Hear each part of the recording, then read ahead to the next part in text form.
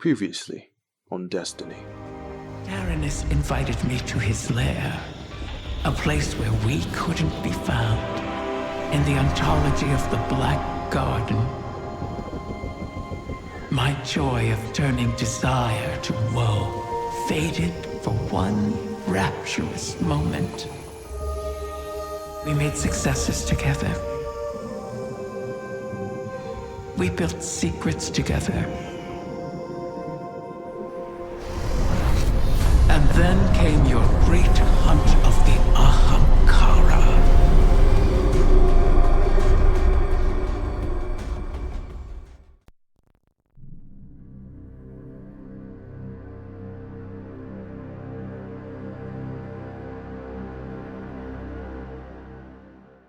Paracausal wishing power, bargains, finding a way through the Traveller, the connection between the Veil and the Traveller, Crow's sacrifice again. Season of the Wish has most certainly been an interesting season. Exciting for sure, but I often wonder if there is more mystique pre or post seasons. I guess we'll find out eventually, as 6 months is plenty of time for us to vivisect Destiny's lore between now and the month of June. Welcome back, Guardians. My name is Samlab, and today we'll be discussing the latest development in Destiny's Season of the Wish. Success for entering the portal to the Traveller rests on the basis of a contingency-fueled wish of an Ahamkara and a Queen of Lies. The entire premise is one great mistake after another. However, this week Osiris believes that he has uncovered the way through. This of course was discovered only after Riven graced us with a fuller truth. Have a listen to this cutscene.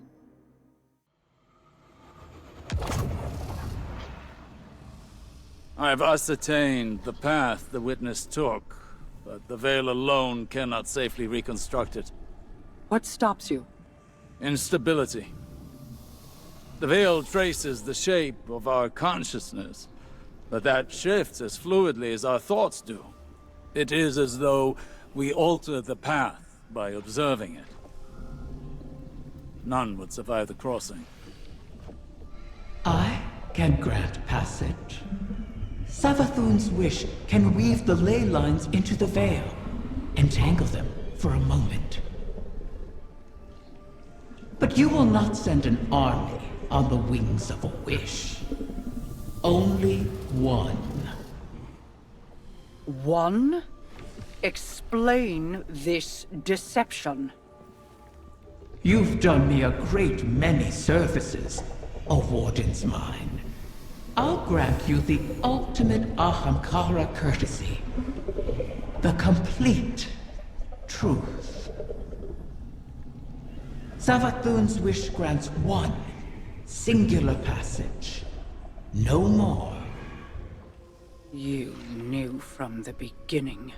You sought to twist our aspirations, as your kind always does. How many of my clutch would you have saved had you been privy to the limitations of our arrangement? Play your part, lest I shape you into a trinket of caged hunger to be forgotten in the Guardian's vault. I am your helpless prisoner. What other part would you wish I play? I cannot change Savathun's intent. Then what use are you to me? Mara, one may be all we need. I am being transparent, kind even. It could always be worse, as you know. This is our only way to pursue the witness.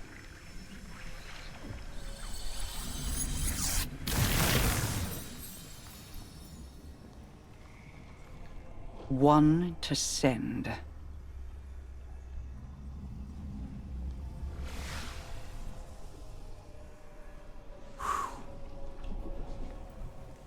curious.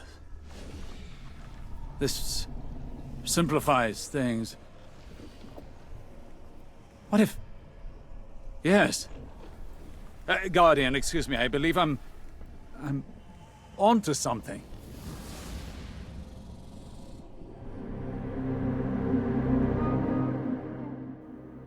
I would be lying if I didn't say it was painfully obvious that Riven, was playing an angle. Only one can be granted passage through the extra-spatial portal of the Traveller.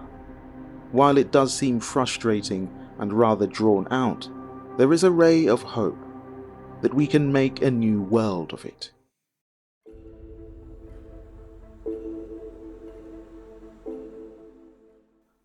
Before we move ahead, I see a necessity for me to mention that Riven has been working an angle for a long time. In fact, it has never been stated whether the Ahamkara could or couldn't enter into more than one bargain. And yet, here we find ourselves conversing with a wish dragon who did that very same thing. Riven, while still under obligation to King Oryx's bargain, allowed a second to take up a bargain.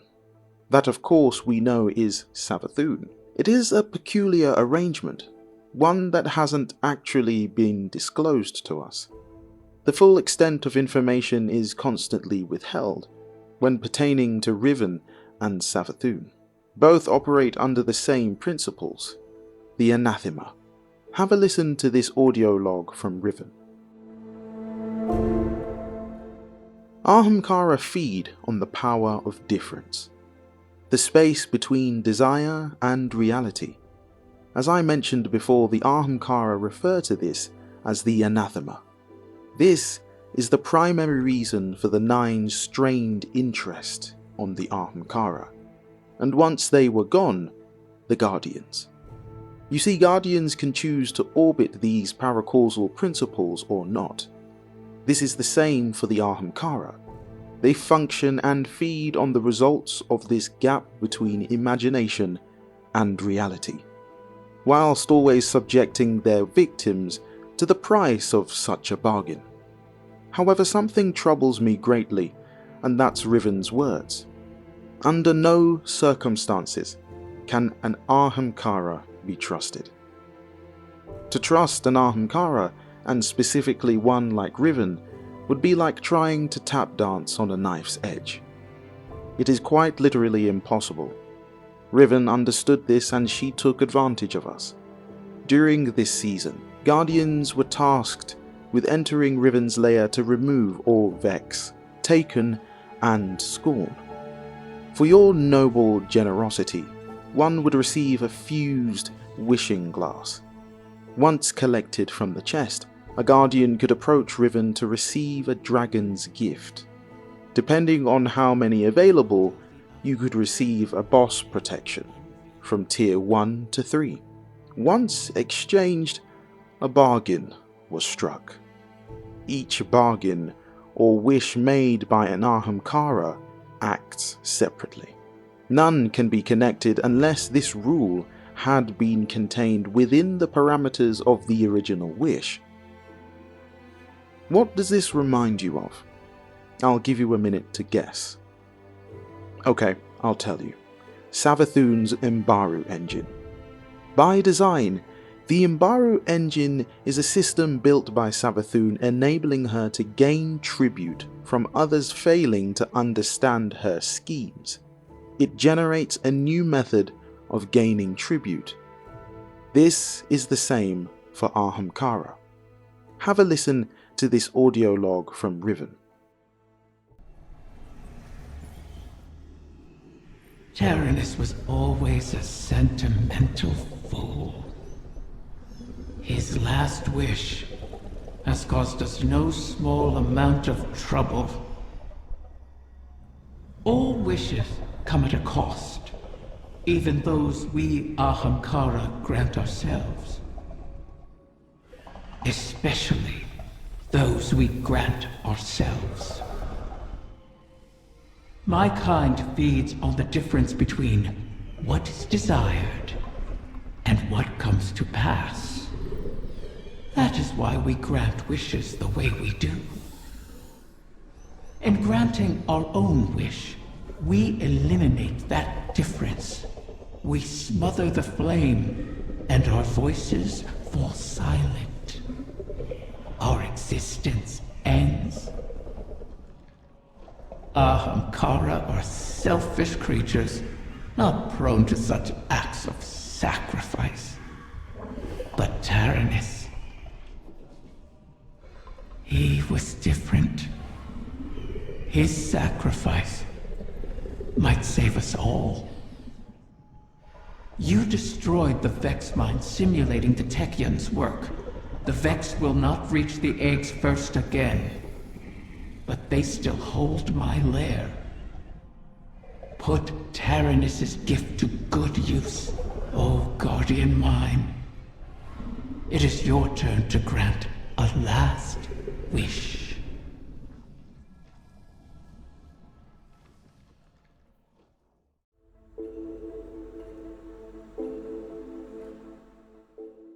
A few weeks ago, Osiris hailed us on the holoprojector to discuss something important. The oddest part about this is that the mission text was accidentally displayed ahead of time. However, it didn't spoil too much about the pathway through the extra spatial portal into the Traveler, but it did attempt to connect more of the narrative threads that had already been established in Lightfall. Have a listen, because this is going to make all the difference for some future events flagged by the information shared by Osiris.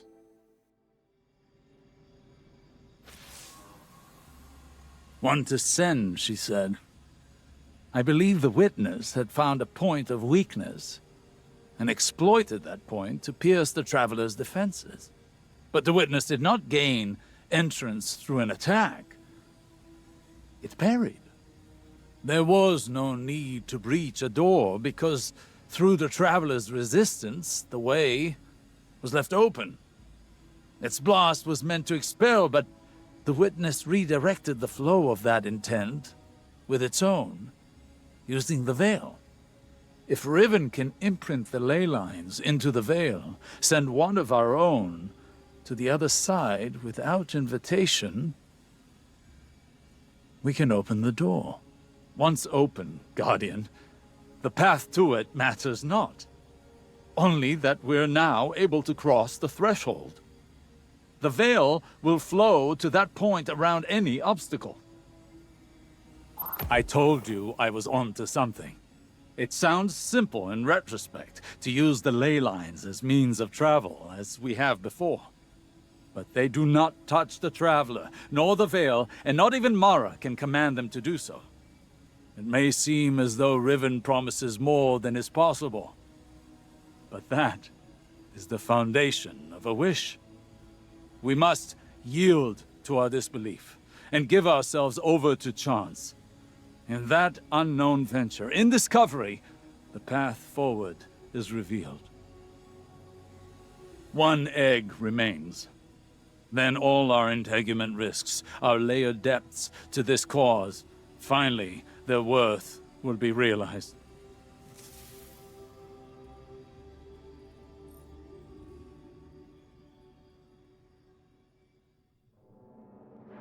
You heard correctly. Only one can be sent through. Riven withheld so big a secret, a grand promise, that rests too delicately on a wish. Osiris, however, believes that it is possible for us to breach the extra-spatial portal of the Traveler, to journey into the heart and stop the witness once and for all. In order for this to be possible, Savathûn had already made a wish with Riven, and one which provided access through to the other side. What I find most curious, though, is Savathûn was ahead the whole time. She knew that Crow's old memories as Aldrin Sov would be needed. She knew that Eris Morn would need to transform Hive logic.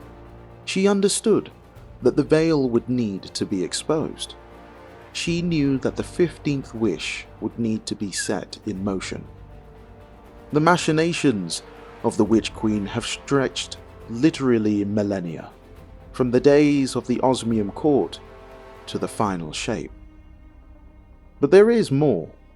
With the week prior being the final week, Crow believes that there is only one way to anchor success. Devotion inspires bravery. Bravery inspires sacrifice. And sacrifice leads to death. Every Guardian knows of this infamous oath.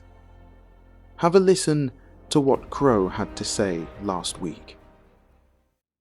Guardian, I'm glad you're here. I've been thinking about what Riven said.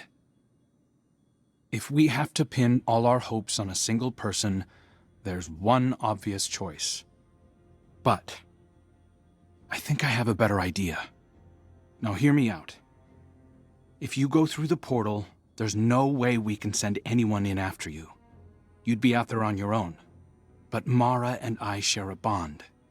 Even across the Ascendant Plane, I can always sense where she is. And the same goes for her. So, let me do it. If I go through the portal, Mara can use our connection to guide everyone through to, well, wherever I end up. I plant the beacon, and you come and kick the door down. Please, Guardian, I have to believe I was reforged in the light for a purpose. I can do this. We can do this. I just have to tell Mara.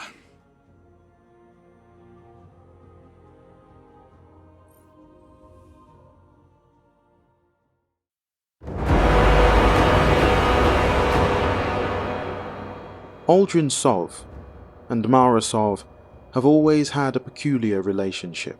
As a brother to 3 siblings, I understand the fetid weight of a bond between siblings. It is an unspoken one, like raw iron heated, hammered, and shaped into something weighty. A true bond between siblings can traverse the causality of life's mysterious whispers. Much less between the Sov siblings.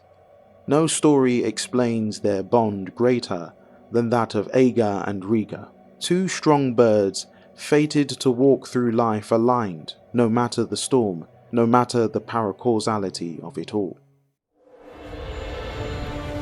So you wish to hear the rest of my brother's story? Fine. I will oblige you. When the storm came, Riga and Agar rode the winds to meet it. A fleet of talons at their back. A great battle ensued. The storm took, as was its nature. Many fell, Agar among them. Riga could only watch as he tumbled down, down, down, until her heart beat alone. She dove into the storm, giving herself to destroy it. Riga's spirit ascended higher into the sky, where she hoped to reunite with her brother. Instead, she met the thing that sent the storm, a bottomless well of grief, unreachable by reasoning or bargaining or violence. A voice in the darkness. And so, Riga gathered her feathers into an aegis of wings to shield the world below. But over the years, feathers broke away. Futility wore thin her resolve. Then, one day, her heart began to beat as it once had. Doubled, distant, but different. A beautiful echo.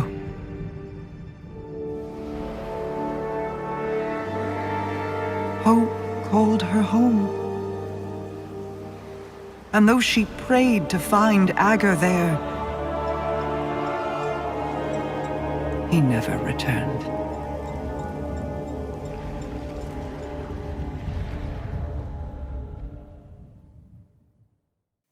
And after experiencing Queen Mara's death before, Crow means to use their bond to bring about a reckoning with the witness. Have a listen to this audio log between Mara, Crow, and Osiris.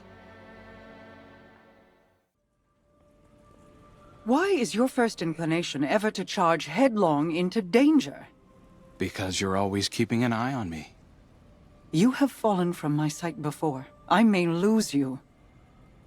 It is impossible to know the probability of success. But, Don't give me that. This is exactly like something you do. yes. Queen Mara. You are not sending him, Osiris. No, of course. But, if he were to reach the other side, your connection, like the traveler in the Veil, was forged in a collision of light and dark. It is a tangible thing. We do not know that it would remain so. Whoever goes, more than likely goes alone. Our problem has always been focused. By aligning your and Crow's connection with the Veil. Entangled on either side of the Traveler, I believe I can forge a bridge between you. One we could all traverse safely. I'd be a flare in the darkness for Osiris. Then we call in the cavalry. You could find me in the storm, sister. Tell them where to go. Do you know what you are asking? The Guardian would be but a step behind him. I cannot keep you from your purpose. I cannot control this. And so, I put my trust in you. All of you. You will return to me. Let's get to work. How do you propose we compensate for the quantum? You won't be but a step behind him, will you? Take care of him.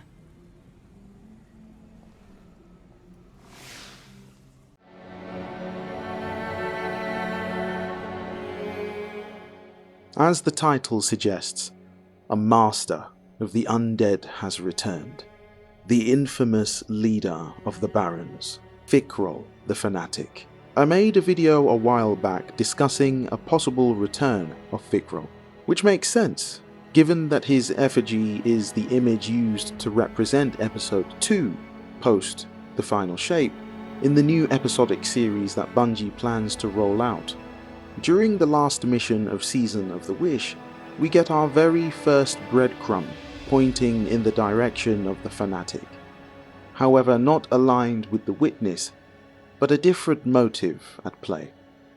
Have a listen to this audio log from Marasov and Osiris.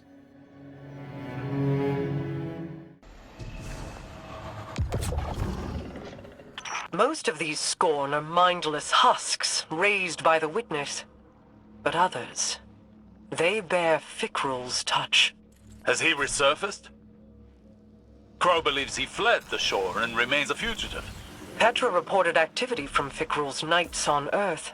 They sought recruits, along with a dead Ahamkara's power. Knights? Strategy? Their culture deepens. Fikrul means to make a wish, then. For the Witness? I think not. Their motivations are both against us, but not aligned. Something else is at play. During the final mission into Riven's lair, Guardians come face to face with Scorn, who are attempting to manipulate the confluence and seize the final Ahamkara egg for Fikrul. This is fascinating for multiple reasons. The first being that the Scorn were brought into existence by Uldren Sov's wish. Riven took part of the darkness within Uldren Sov and used it to create dark ether. In doing so, she ultimately made Fikrul immortal. Unlike the other Barons, who have been brought to life by Fikrul himself, they were not granted immortality as he was. One of the most interesting aspects about this resurgence now, though, is that we are given a very small piece of information regarding the motive. It was during the Warlord's ruined dungeon that Guardians learned of a castle which had been occupied by an Ahamkara named Hevend and a Guardian named Naeem, who had struck quite a unique bond. The story dictates that during the Great Ahamkara hunt, Shax had felled the beast, placing its bones within the castle, where the Guardian Naeem would later stumble upon them. Hevend would strike a bargain with Naeem, allowing the Ahamkara to grant wishes while the Guardian would suffer the consequences of these wishes. Sometime after, the Elixni House of Kings would attack the ruined fortress. During the skirmish of battle, Naeem would be killed by a House of Kings. In his final breath, the Guardian would make a wish. Unfortunately, Naeem's wish to Hevend would unintentionally turn the dead of House of Kings into scorn. This is a big deal, because from the timeline point of view, this creation of scorn took place long before Aldrin Sov's wish for Fikrul to bring him back to life.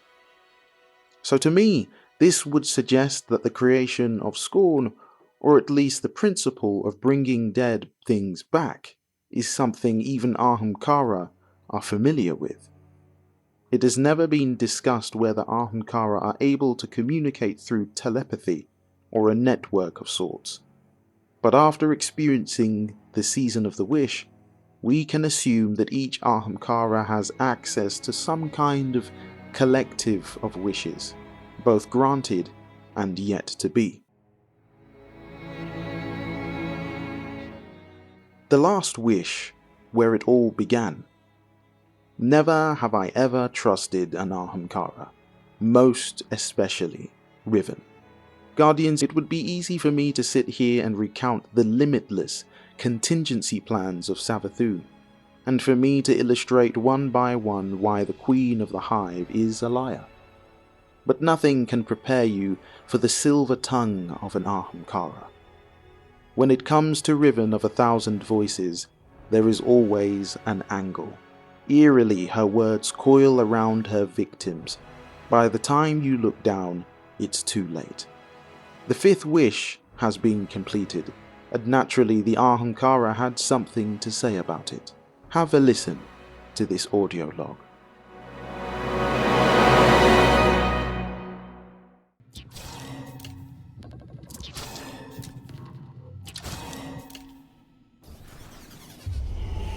So the generation of Ahamkara turns over.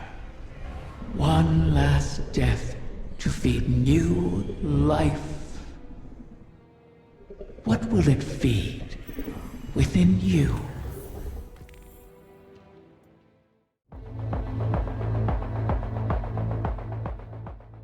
Here we go. The door lies ahead of us, and we have knocked. In hopes of it being opened onto us, we have been into the Wall of Wishes and upheld our side of the bargain. Now Riven must deliver on her end of the bargain and fulfill Savathûn's final wish. If you haven't seen it yet, here is the final cutscene.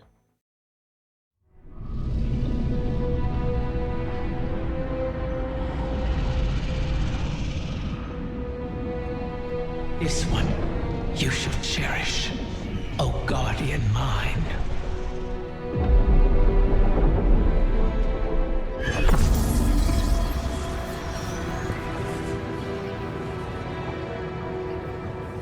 You're sure about this? I am. It has to be me.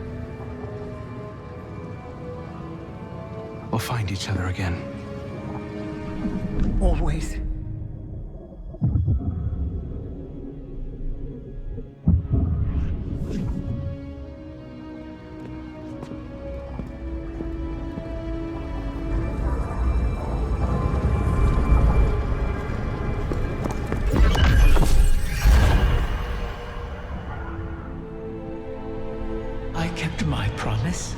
as you did yours. Isn't that a pleasant surprise? For that, at least, you have my thanks. And you have mine for always providing such a unique challenge. To impose your desires upon reality so artfully. You could teach my children a great deal. Until we meet again, Mara.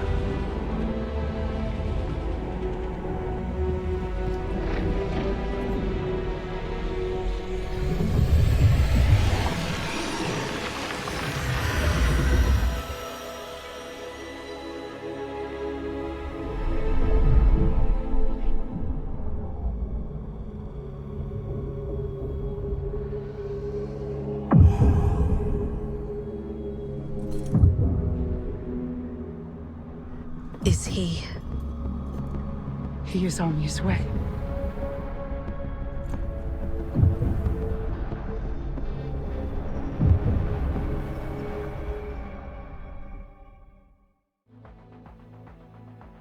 You will cherish this one, O guardian mine. Make no mistake, Riven's words are always chosen absolutely perfectly. Since the beginning of the Season of the Wish, she trapped us all in her words.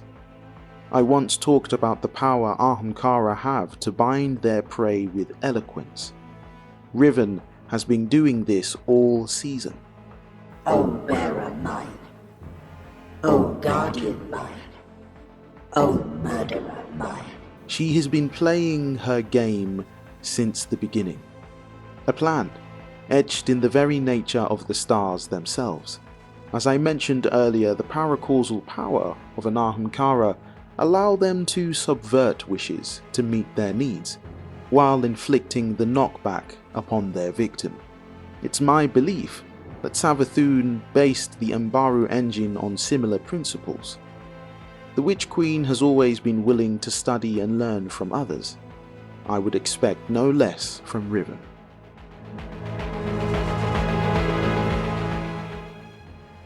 Post the Great Hunt, many Guardians have yet to experience the true might of the collective species of Ahamkara.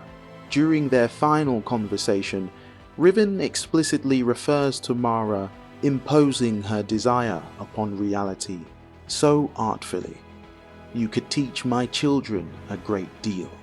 This is probably one of the most disturbing ideas ever. It suggests that perhaps Queen Mara had made a bargain with Riven long before this very moment. While there isn't concrete evidence to suggest such a bargain had been enacted, it isn't hidden that Mara made several trips to visit the Nine, a point that has been mentioned multiple times throughout Destiny's history. Savathûn was able to learn some of that from Lavinia after she passed through the Cocytus gates. The Ahamkara have been returned from extinction. Ultimately, this is going to create all sorts of problems in the Sol system. Once this secret gets out, attention will quickly be drawn away from the Traveler and onto these new whims and the potential for power that they present. There are a numerous number of dark forces that would delight in seizing control of an Ahamkara, and just to name a few would be the Vex, the Hive, Savathûn, the Fallen, Xivu Arath, Fikrul and the Scorn, and last but not least, the Nine. Out of each, no one desires the power of Ahamkara more than that of the Nine. It is puzzling though, why didn't we hear anything from them during this entire season? Ultimately, all we know is that their attention is required elsewhere, wherever that elsewhere could be. For now, Guardians, remain steadfast. The Vex and the Scorn will mean to make new worlds of it, and the true light of hope that lives within each of us is the only answer to such a problem. Keep pushing back the darkness. For now, that's all I have for you. Hopefully, you have enjoyed watching and listening to today's video. If you did, be sure to comment below and give this video a like. Subscribe and click the bell to find out when my next lore video goes live. Remember that no matter what you're facing at this moment in time, you can do all things. Stay safe and Godspeed.